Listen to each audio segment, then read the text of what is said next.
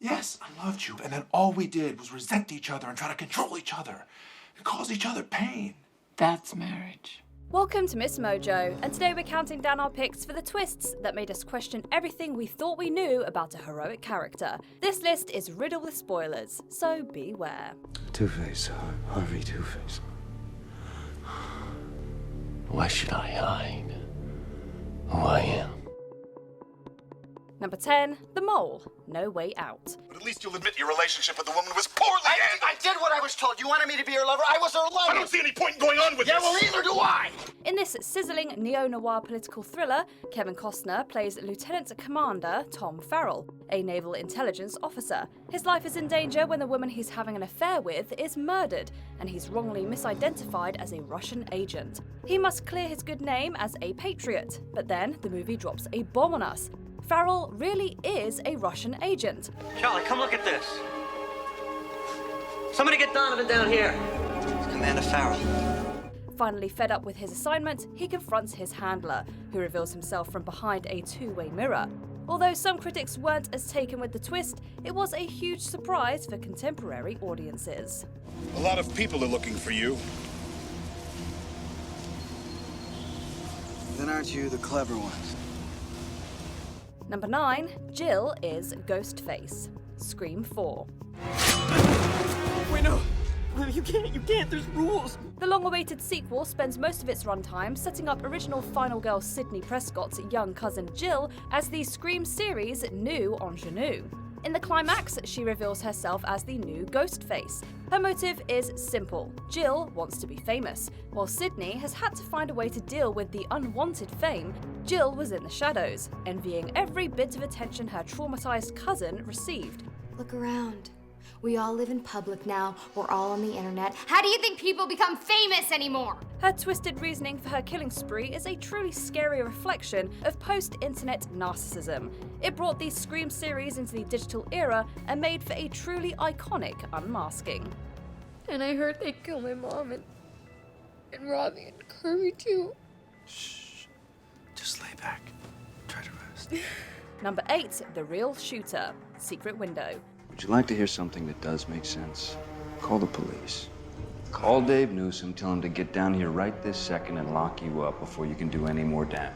In this Stephen King adaptation, Johnny Depp plays novelist Mort Rainey, who's spending time in a secluded cabin after his wife leaves him for another man.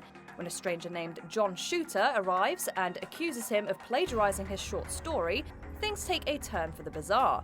The dead bodies pile up, and Mort's estranged wife arrives at the cabin where she realizes the truth. John Shooter is fictional. He's actually a manifestation of Mort's dissociative identity disorder. Ain't no Mort's here. Mort's dead. He did a whole lot of squirming around, but in the end, he couldn't lie to himself anymore, let alone to me. Now, I never put a hand on him, missus. I swear. His last name takes on a very specific double meaning as Mort attacks her. I'm sure that in time, her death will be a mystery. Number 7, The Surveillance Camera, High Tension. C'est fini maintenant. Il ne pourra plus jamais nous faire du mal. Marie is staying with her friend Alex's family when a brutal serial killer arrives. He dispatches the family and kidnaps Alex, with Marie in pursuit. The killing spree continues at a nearby gas station, and Marie is finally able to put a stop to the homicidal maniac's crimes. She and Alex escape, but not all is well.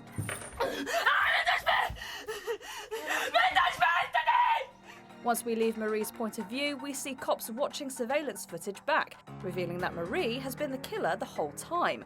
Her obsessive love for her friend has led her to kill her family and kidnap her. Number 6, Harvey Dent becomes Two-Face, The Dark Knight. You either die a hero, or you live long enough to see yourself become the villain. Anyone with any knowledge of the original comics would have seen it coming, but it's still pretty depressing to watch the idealistic district attorney go down the wrong path. Harvey Dent starts as a clean-cut crusader for justice. A vicious and ingenious plot by the Joker ends up killing his girlfriend, Rachel Dawes. Dent's face is disfigured in the resulting explosion. Traumatized and disillusioned, he forgets his nice guy persona. If I tell you, you let me go. I can't hurt your your chances. He assumes the identity of the dreaded Two-Face. He swears revenge on those who have wronged him, and this time, he's doing it outside the confines of the law. It's not about what I want. It's about what's fair! You thought we could be decent men in an indecent time. But you were wrong. Number 5, Amy's Diary. Gone Girl. The punishment fit the crime. To fake a convincing murder, you have to have discipline. The first half of this mystery movie hinges on an obvious premise. Amy Dunn, the woman who is missing and presumed dead, is the victim. Why wouldn't you sympathise with her? Peeking into her diary gives us a taste of how in love she was with her husband, who's now the prime suspect in her murder. But then she reveals that everything we know about her is a smartly constructed lie. Not only is she alive, but she masterminded her own disappearance and framed her husband. Every little detail has been accounted for, and she is one step ahead of everyone. After all the outrage, when I'm ready, I'll go out on the water with a handful of pills and a pocket full of stones. And when they find my body, they'll know Nick Dunn dumped his beloved like garbage. The reveal is so insane that it's enough to give an unsuspecting viewer whiplash. What are you thinking? How are you feeling? What have we done to each other? Number 4, the real Tyler Durden. Fight Club. I want you to do me a favor. Yeah, sure. I want you to hit me as hard as you can. What? I want you to hit me as hard as you can. Edward Norton's narrator meets and becomes fascinated by Tyler Durden, a modern-day philosopher with some pretty strong opinions about modern masculinity. The narrator realizes too late he's in league with a monster. Starting a fight club was one thing, but working its members up into a righteous mob to carry out terrorist actions is where our hero draws the line. Go to the house, okay? 1537 Paper Street. That's our headquarters. Charismatic Tyler Durden has one more trick up his sleeve. He reveals to the narrator that they are the same person. Durden is merely the more uninhibited side of his personality, the person he wishes he could be. You need me. No, I don't. I really don't anymore. You created me. I didn't create some loser alter ego to make myself feel better. Take some responsibility. Number 3, they are the ghosts, the others. We've got lost. We still haven't left the garden yet, silly. This inverted haunted house tale follows Grace, a war widow, and her 2 young children as they begin to experience a poltergeist in their Gothic English estate. Grace's daughter insists she's been contacted by a ghost named Victor. Frightening set pieces and eerie suspense scenes give way to the revelation that the house is haunted, only they are the ones that are haunting it. Grace and the children stumble upon a seance being held to summon them. They find out that years before, Grace smothered her children and took her own life soon after. Tragic, shocking, and completely ingenious, it changed the entire movie. And I pulled the trigger.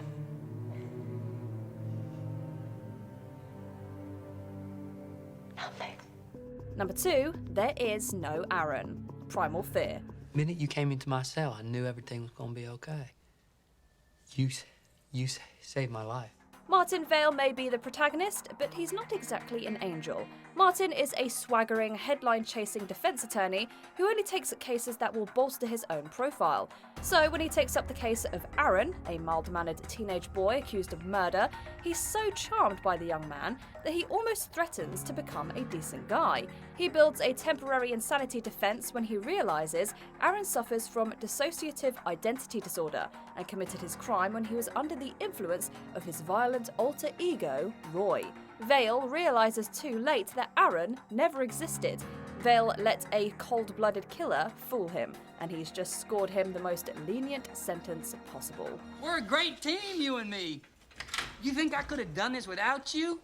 You're just feeling a little anger here because you started to care about old Aaron. I can understand that, but you know, love hurts, Marty. What can I say? Before we continue, be sure to subscribe to our channel and ring the bell to get notified about our latest videos. You have the option to be notified for occasional videos or all of them. If you're on your phone, make sure you go into your settings and switch on notifications. Number 1, Norman is Mother. Psycho.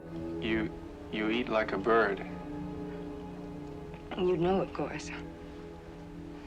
No, not really. Halfway through Alfred Hitchcock's masterpiece, the audience is expected to shift its sympathy from the now dead Marion Crane to Norman Bates. Actor Anthony Perkins makes it easy. Bates is a lonely, haunted motel proprietor who lives under the thumb of his domineering mother. What's more, we're led to believe he's such a devoted son to this monstrous woman that he covers up her murders. In truth, the ending reveals that Mrs. Bates has been dead for years. Norman, driven over the edge by her abuse, was so racked with guilt after murdering her that he donned her clothes and a wig to carry out more murders. Even after this revelation, it's hard not to feel bad for Norman. I hope they are watching. They'll see. They'll see and they'll know and they'll say, why, she wouldn't even harm a fly. Which of these plot twists did you see coming a mile away? Let us know in the comments. Oh God, no, please, no! For some reason, I thought of my first fight with Tyler. Do you agree with our picks? Check out this other recent clip from MsMojo and be sure to subscribe and ring the bell to be notified about our latest videos.